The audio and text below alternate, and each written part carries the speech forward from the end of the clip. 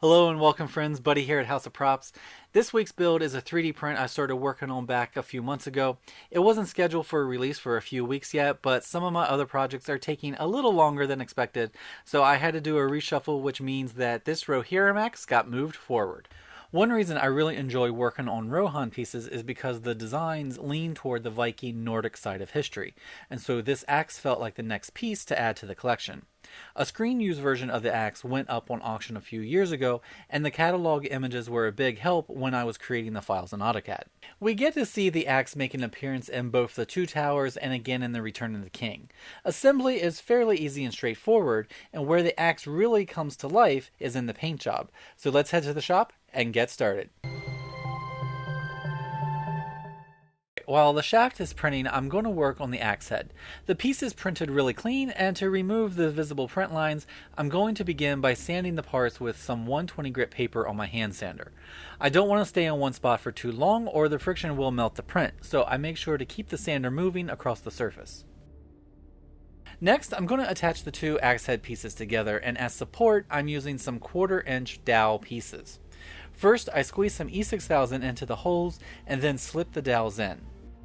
Then I add some CA glue to the flat surface of the next piece and some E6000 to its holes. Then the two pieces can be pressed together and aligned. While I make sure everything is lining up, I would really appreciate it if you would click the subscribe button if you haven't already. It's completely free to you and will help my channel grow. Plus, if you click the notification bell, you can customize your notifications so you never miss a project. Thank you. Once the glue is set, I'm going to hide the seam with some of this glazing and spot putty. It can be applied directly to the object. It will shrink as it dries, so I like to apply it thick so the seams won't crack open. This putty is toxic, which means you never want it to touch your bare skin, which is why I'm using a putty knife. It also works really well to fill in texture left behind from using supports. Once the putty is dry, it can be smoothed and leveled off. I'm using some 120 grit and trying to flatten it without removing too much from the seams. Alright, so the shaft pieces have finished printing and they are designed to snap into each other. I designed them to fit together in a specific way, and in order to make sure the outside is flat and the texture lines up, take a minute before gluing to make sure the orientation is right. I went ahead and sanded the pieces. Now they do snap together, but to add some more support, I'm using a 24-inch long piece of 1/2 inch dowel that will run between all four pieces, giving it a little more rigidity. I first squeeze in the E6000 and then press the dowel in as far as it'll go. Then I add some CA glue onto the flat areas. The next piece can have E6000 squeezed into its holes, and then the two can be pressed together and snap in place. When using CA glue, I like to use Zip Kicker to cure it instantly. This allows assembly to continue, and I don't have to wait for dry time. The other two shaft pieces can be added the same way, and you're left with the entire handle.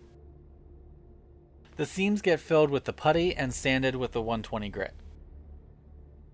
At this point, I want to attach the head to the shaft.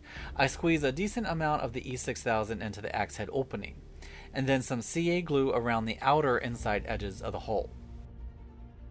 The shaft can be slid into the head and positioned. Any excess glue that's squeezed out can be wiped away now before it hardens. So assembled, it's looking like this. One important thing to note is that the end of the shaft has a taper to it that needs to point away from the axe head, just like this. Now, to begin finishing up smoothing the axe, I'm brushing on a mixture of the spot putty and some acetone. This will get into all the fine little lines that sanding can't reach or is unable to take care of and help fill them in. Again, this is toxic, so make sure to avoid direct contact and work in a well-ventilated room.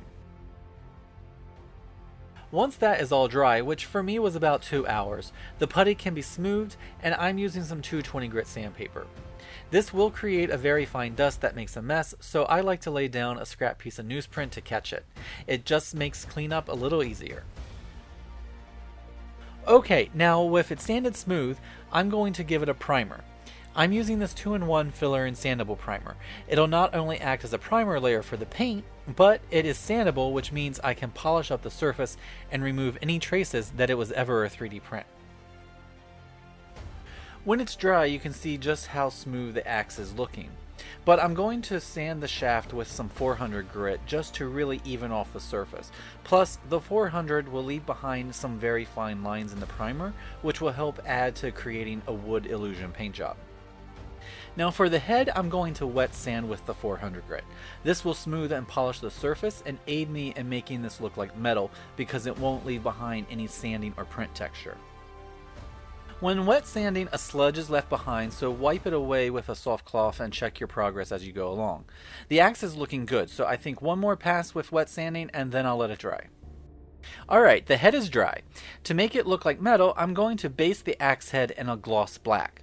Whenever trying to get a metallic finishes to be bright, it's always best to start with a gloss black because it'll really make the metallics pop.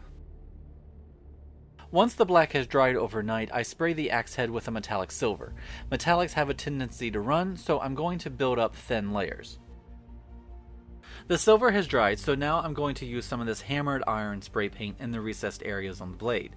Make sure you have a soft cloth ready because I spray in the recessed areas, I wipe away any of the texture that ends up on the flat surfaces. There's a couple of reasons why I'm doing this. One, it gives these lower surfaces a different texture than the rest of the blade. And two, the areas are difficult to sand, so this texture paint will help hide any layer lines that may be still trying to show through. Next up, I'm using this metallic tin matte acrylic.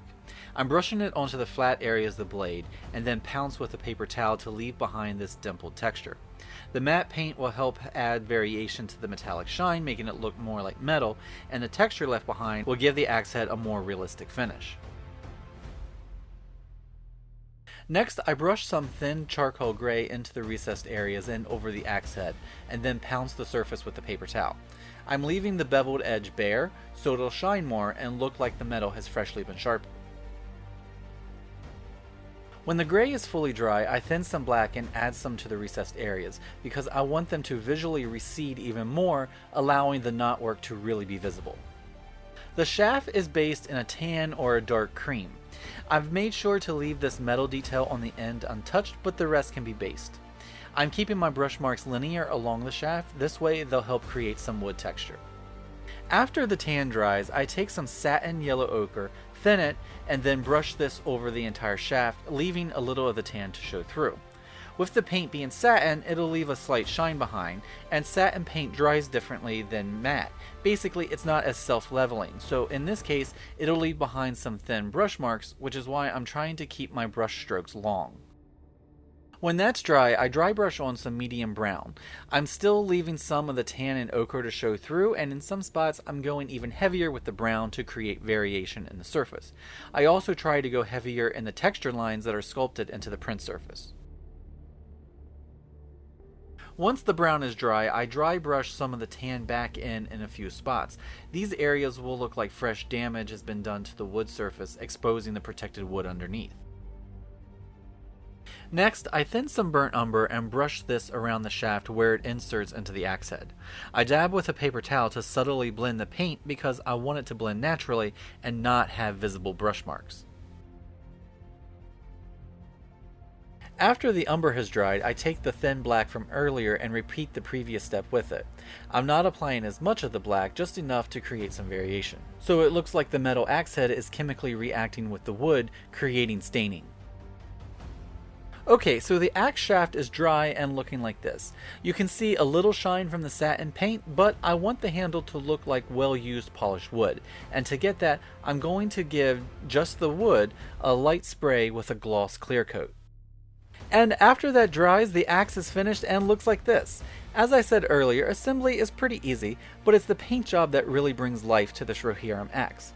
By using the sandable primer and the hammered spray paint in the recessed areas, any signs of print lines are obscured, and using the thin layers of paint with each other, create a realistic wood finish that will have your friends not believing you when you tell them it's 3D printed. Well everyone, that's it for this one. I hope you enjoyed this video. I know I'm happy with the way it turned out, and if you are pleased with it, give it a thumbs up.